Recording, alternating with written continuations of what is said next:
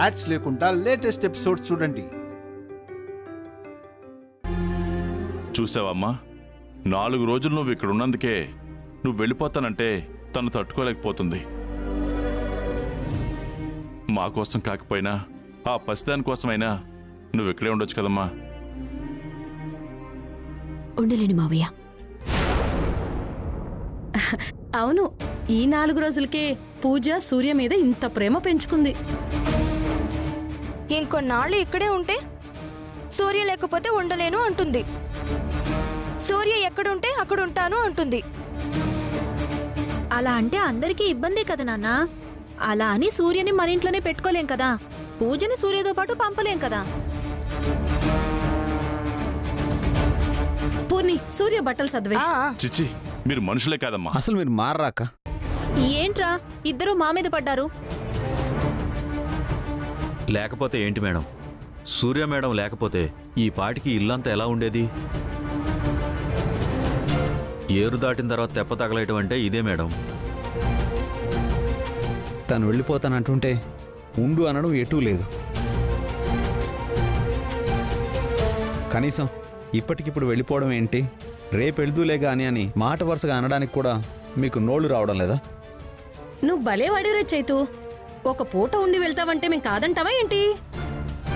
Purni, bag ఏం సర్దొద్దులేవే. మీ నుండి చాలా నేర్చుకున్నాను వదిన. అవసరానికి మనుషులని ఎలా వాడుకోవాలో. అవసరం తీరిపోయిన తర్వాత థ్యాంక్ యూ. థ్యాంక్స్. తను పొగడం లేదు, తిడుతుంది. మాకు తెలియదంటే. వద్దమ్మా, నా మాట వినమ్మా, వెళ్ళొద్దమ్మా. నేనెక్కడికి వెళ్తాన్రా? ఈ ఊళ్ళోనే ఉంటాను కదా. పైగా మీ ఇద్దరిది ఒకటే స్కూల్ కదా, అక్కడ కలుస్తూనే ఉంటాను. సరేనా? సరే అయితే నాన్నగారు చెప్పినట్లు ఒక్క పూటైనా నాతో పాటు స్పెండ్ చెయ్యమ్మా, ప్లీజ్ అమ్మా.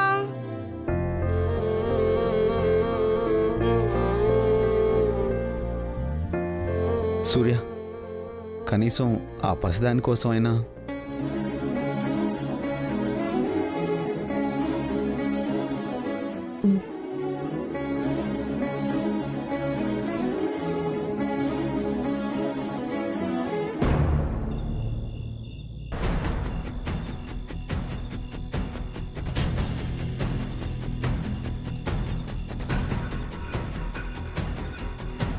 అమ్మా, ఇప్పుడు మన పరిస్థితి ఏంటి?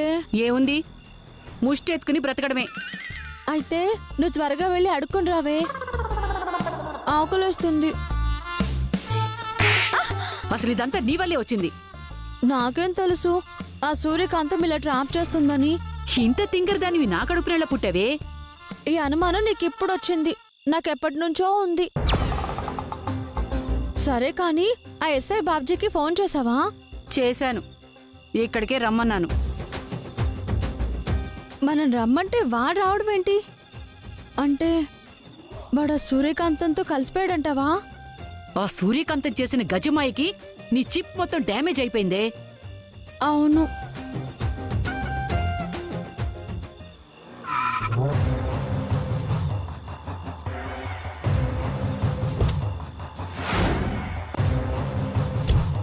అదిగో వస్తున్నాడు.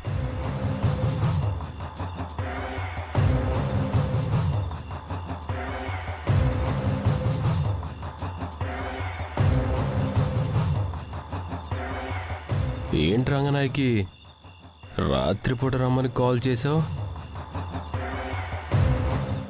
మాకు మీతో చిన్న అవసరం పడింది. నాకు చాలా అవసరాలున్నాయి. అయినా రోడ్డు మీద ఎందుకు? మా ఆవిడ కూడా ఊర్లో లేదు. మా ఇంటికి రండి, తీరిగ్గా మాట్లాడుకుందాం. ఇప్పుడు కాదు, తర్వాత ఎప్పుడైనా వస్తాం గాని ముందు మా ప్రాబ్లం వినవయ్యా. ఏమైంది?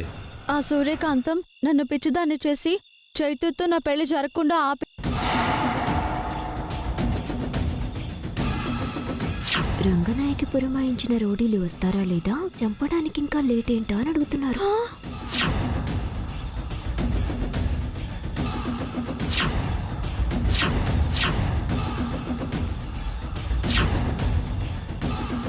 ఒక్క బుల్లెట్తో మీరు చెప్పినట్టే నీ కూతురు నేసేస్తాను.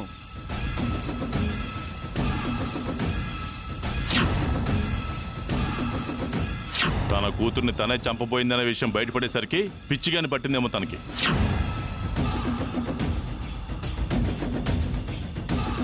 సూర్యకాంతానికి మీ సంగతి తేల్చడానికి ఇంతకాలం పట్టడమే ఆశ్చర్యంగా ఉంది.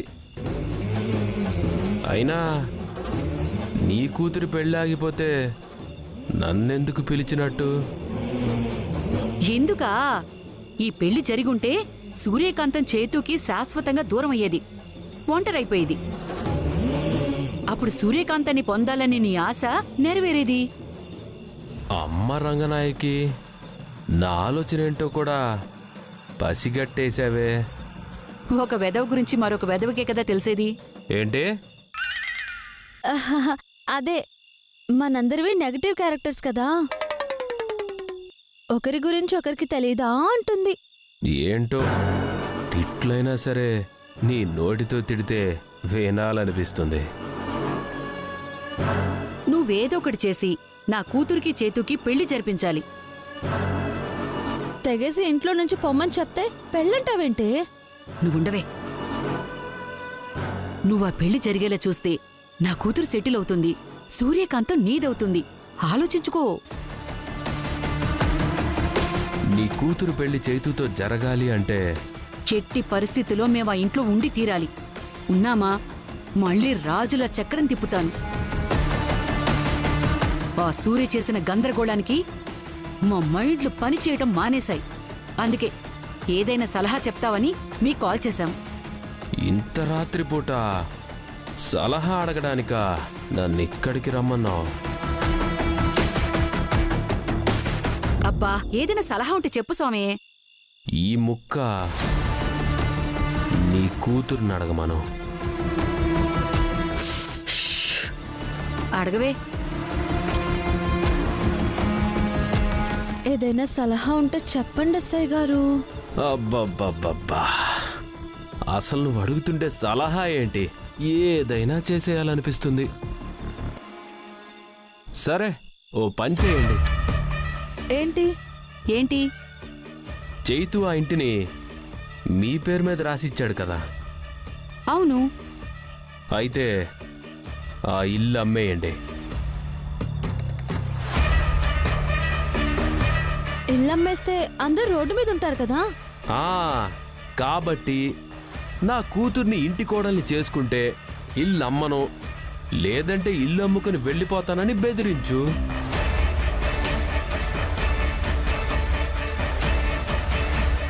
మరి సూర్య ఏమన్నా చేస్తే?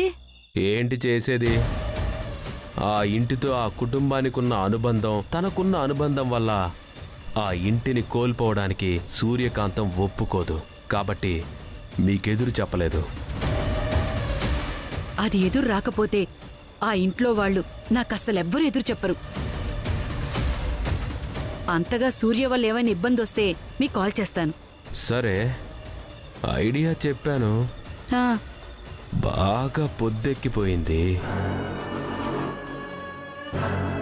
ఈ రాత్రిపూట ఎక్కడికి వెళ్తారు గాని, పదండి మా ఇంటికి వెళ్దాం. వీడేంటమ్మా మాట్లాడితే ఇంటికెళ్దాం అంటాడు. అదొక రకమైన జాతే, అలాగే ఆహ్వానిస్తారు. ఏంటి? రాత్రికి ఉండడానికి మాకు ఆ ఇంట్లో పర్మిషన్ ఉంది ఎస్ఐ గారు. మార్నింగ్ నుంచి మా పని మొదలు పెడతాం. అవసరం పడితే అప్పుడు ఒత్తురుగాని. పదవే.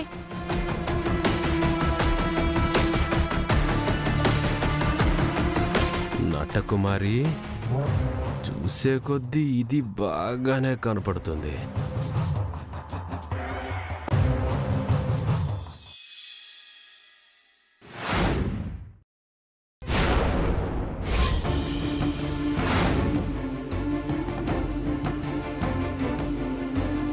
అమ్మ సూర్య, ఈ వారం రోజులు ఇక్కడే మాతో పాటు ఉండేసరికి నువ్వే పర్పస్తో వచ్చావన్న విషయం మర్చిపోయి నువ్వు మాతోనే ఉంటున్నావన్న భ్రమలో పడిపోయానమ్మా. అదంతా ఒట్టి భ్రమ, నిజం కాదని చెప్పి వెళ్ళిపోతున్నావు కదా. మీరు వెళ్ళిపోవటం నాకైతే నచ్చలేదు మేడం. అవును సూర్య, ఒకసారి ఆలోచించవచ్చు కదా. ఏంటి మీరిద్దరు ఎలా అంటున్నారు? చుట్టాలు ఇంటికి వస్తే వాళ్ళ ఇంటికి వాళ్ళు తిరిగి వెళ్ళిపోవాలి కదా. అవునమ్మా, నీకు తెలిసినంత కూడా వీళ్ళకి తెలియటం లేదు. మా వాళ్ళకి కొంచెం సెంటిమెంట్ ఎక్కువమ్మా. మీరేం బాధపడకండి తాతగారు. ఎప్పుడైనా మీకు మమ్మల్ని చూడాలనిపిస్తే ఫోన్ చేయండి, వస్తాం. అమ్మా తేజు, ఒకసారి ఇలా రామ్మా.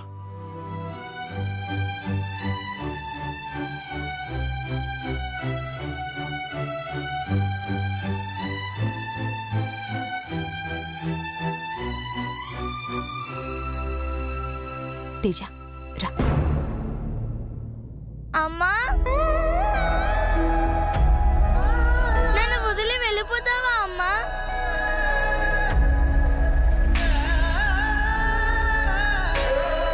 పూజ, అమ్మా,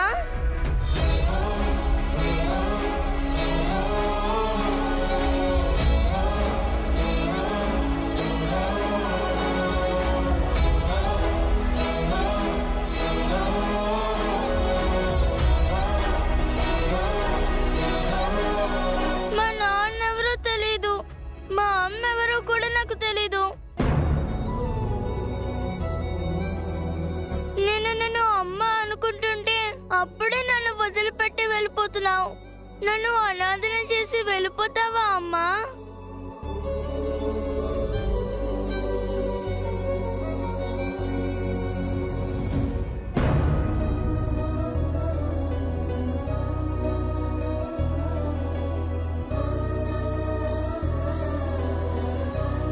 నిన్ను విడిచి నేను ఎక్కడికి వెళ్ళనమ్మా.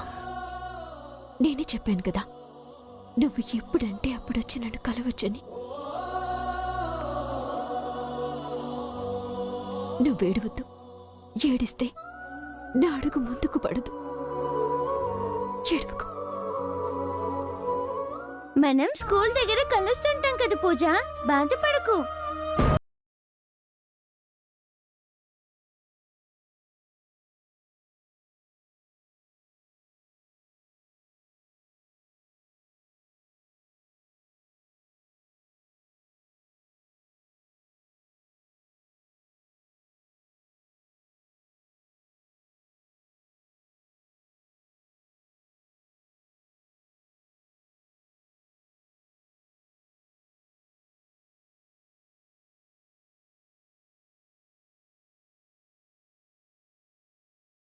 పూజ,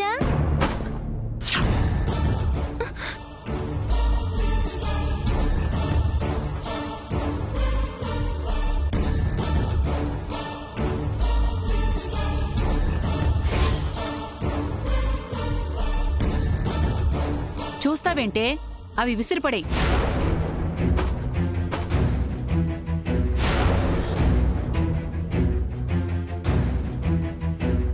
ఏ రంగనాయకి, అవి మా సూట్ కేసులు. అవెందుకు కింద పడేస్తున్నావు? కింద పడేయడం కాదు, బయట పడేస్తున్నాను. నిన్నొక్క పూట ఉండి వెళ్ళిపోతామని బతిమిలాడుకుని తెల్లారేసరికి ఇదేంటి? పిచ్చేమైనా పట్టిందేమో. మర్యాదగా ఇక్కడి నుంచి బయటికి నడవండి, లేదంటే మెడపెట్టి ఇప్పుడే బయటికి గంటేస్తాను. మీరు గంటేస్తే గంటించుకోవడానికి ఇక్కడెవరు సిద్ధంగా లేరండి. నటకుమారి, నీ అరుపులకి భయపడేదే లేదు, నువ్వు చేసే మాయకి పడేదే లేదు.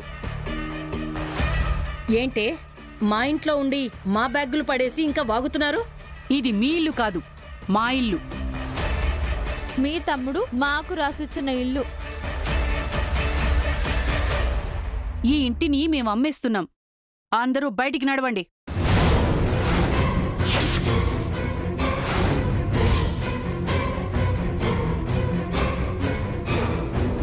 అది నేను మందు మైకంలో ఉండి రాసిచ్చాను. అవన్నీ మాకు తెలీదు. నువ్వు ఇంటిని మాకు రాసిచ్చావు, అది మాత్రమే తెలుసు. రంగనాయకి, ఇంతవరకు నువ్వు చేసిన మోసాలు పోనీలే అని భరించి ఊరుకున్నాను. ఎక్కువ చేసావంటే నా సంగతి నీకు తెలుసు కదా, కాళ్ళు చేతులు విరిచేస్తాను. అచ్చా,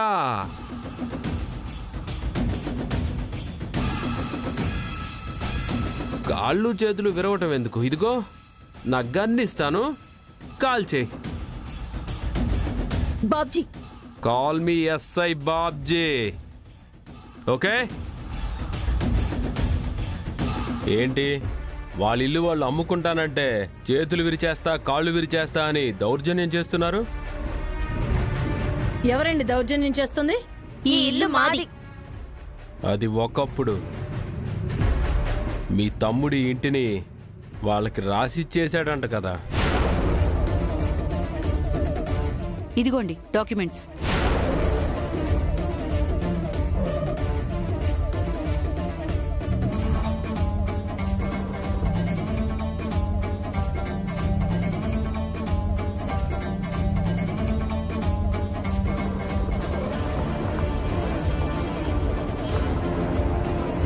అవును, కరెక్ట్గానే ఉంది. ఈ ఇల్లు మీదే. ఎలా అవుతుందండి? మా చైతుబాబుని మాయ చేసి ఆయనకు మందు పట్టించి ఆ మత్తులో ఉండగా వాళ్ళు దొంగతనంగా సంతకాలు చేయించారు. అవును, లేకపోతే ఏ ఉపకారం చేశారని మా తమ్ముడు వీళ్ళకిల్లు రాసిస్తాడు? ఉపకారం పొందిచ్చాడో లేక మోజు పడిచ్చాడో ఎవరికి తెలుసు. ఎస్ఐ గారు, మర్యాదగా మాట్లాడండి. నేను చెప్పేది కూడా అదే. అంటే సంతకం పెట్టేస్తే ఈ ఇల్లు వాళ్ళదైపోతుందా? హలో సార్, ఈ సూర్యకాంతాన్ని అడగండి, ఆవిడికి అన్ని రూల్స్ తెలుసు కదా. ఎస్ఐ గారు, వీళ్ళు మంచి వాళ్ళు కాదు. మీరు వాళ్ళ మాటలు నమ్మకండి. అవును, వాళ్ళు దొంగలు. చూడండి లిటిల్ బేబీస్, ఇక్కడ ఎవరు మంచివారో ఎవరు చెడ్డవారో అనేది క్వశ్చన్ కాదు. డాక్యుమెంట్స్లో ఎవరి పేరు మీద ప్రాపర్టీ ఉంటే వాళ్ళే ఓనర్స్. ఈ ఇంటిని రంగనాయకి నటకుమారికి అమ్మి అడ్వాన్స్ కూడా తీసుకున్నారంట కదా. ఎల్లుండే రిజిస్ట్రేషన్, రెడీగా ఉండండి. ఎవరిల్లు ఎవరు కొట్టున్నారా? ఎందుకంటే అరుస్తున్నారు? ఎస్ఐ గారు, నిజమేంటో మీకు తెలుసు. వీళ్ళు ఎలాంటి వాళ్ళో మీకు తెలుసు కూడా. వీళ్ళకి సపోర్ట్గా మాట్లాడడం ఏం బాలేదు. నేను వాళ్ళకి సపోర్ట్ చేయటం లేదు, న్యాయానికి సపోర్ట్ చేస్తున్నా. అర్థమైంది కదా? మీరేవైనా మాట్లాడాలి అనుకుంటే వెళ్ళి కోర్టులో మాట్లాడండి. ముందు ఇక్కడ నుంచి కదలండి. ఆ రంగారావే ఈ ఇంటిని పడగొట్టి పెద్ద అపార్ట్మెంట్ కడతానన్నాడు. అందులో మాకొక ఫ్లాట్ గ్రాంటెడ్. ఓ వద్దు, మా ఇంటిని పడగొట్టడానికి మేము ఒప్పుకోం. వదినా, మా మాట కాదని మీరు దౌర్జన్యంగా మా ఇంటిని పడగొట్టాలని చూస్తే మేము ముగ్గురం ఇక్కడే ఆత్మహత్య చేసుకుంటాం. ఎలాగైనా చావండి, మాకేంటి? రంగనాయకి, ఏవండి, ఒక్క నిమిషం, నేను మాట్లాడతాను. ఏంటి ఇంకా నువ్వు మాట్లాడేది? డాక్యుమెంట్స్ ప్రకారం ఈ ఇల్లు వాళ్ళది కాబట్టి అలాగే ఖాళీ చేస్తాం. కానీ ఉన్న పలంగా అది జరగదు కాబట్టి ఒకరోజు టైం కావాలి. సరే, నువ్వడిగినట్టు ఒక్కరోజు, ఒకే ఒక్కరోజు. కానీ నాదొక కండిషన్. కండిషనా? అవును, కండిషన్. చైతు గారు ఈ ఇంటిని వాళ్ళకి రాసిచ్చారు.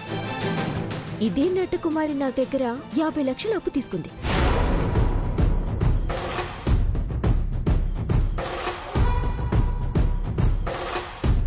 అదంతా ఈ సూర్య మోసం చేసి సంతకాలు తీసుకుంది. మోసం చేశానా మాయం చేశానా అనేది చట్టానికి సంబంధం లేదు. నువ్వు సంతకం చేసిన డాక్యుమెంట్ నా దగ్గరుంది. అప్పు తీసుకున్నట్టు డాక్యుమెంట్స్ మీద రాసి సంతకం పెడితే కట్టాల్సిందే కదా ఎస్ఐ గారు. సో మళ్ళీ ఇల్లు ఖాళీ చేయాలి అంటే దానికంటే ముందు ఈ నటకుమారి నాకివ్వాల్సిన 50 లక్షలు కట్టాలి.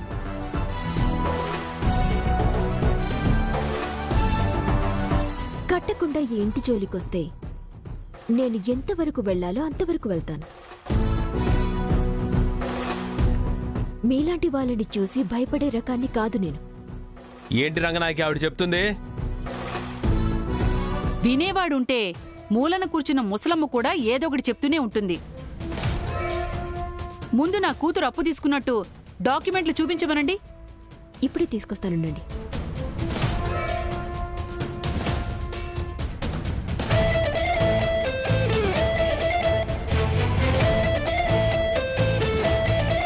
రంగనాయకి ముందా గొడవేంటో తేల్చుకొని ఫోన్ చెయ్యి, అప్పుడు వస్తాను.